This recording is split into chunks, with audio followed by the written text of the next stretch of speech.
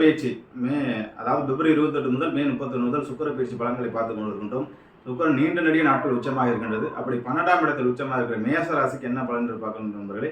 12ல் சுக்கிரன் உச்சமாக இருக்கிறது அப்படிங்கிறத பார்க்கும்போது மேசராசி என்று எடுத்துக்கொண்டால் சுப விரயங்கள், அதாவது வந்து பயணங்களை தடைப்பட்டுகின்ற விஷயங்கள், மற்றபடி வீட்டுக்கு நல்ல பொருட்களை வாங்கி வைக்கக்கூடியது, குழந்தை பேருக்காக ஆஸ்பத்திரி அலைஞ்சிருந்தவங்க நல்ல குழந்தை செல்வம், அருட்செல்வம், பொருட்செல்வம் எல்லா செல்வங்களும் பெற்று, அதாவது சுப விரயங்களாக இருந்து நல்ல ஒரு மாற்றத்தையும் நல்ல ஒரு ஏற்றத்தையும் பெற்று மேசராசி என்பவர்கள் இந்த சுக்கிர பயிற்சி 120 நாட்களில் கண்டிப்பாக அவர்கள் தொட்டில் சத்தம் கேட்கும், குழந்தை செல்வம், சுப காரியங்கள், சுப நிகழ்வுகள், சுப விரயங்கள் நடக்கணும் அப்படிங்கிற அமைப்பு இருக்குது. இந்த சுக்கிரன் உச்சமாக இருக்கிறது மேசராசியை பொறுத்தவரைக்கும் நல்லதே என்று சொல்ல வேண்டும்.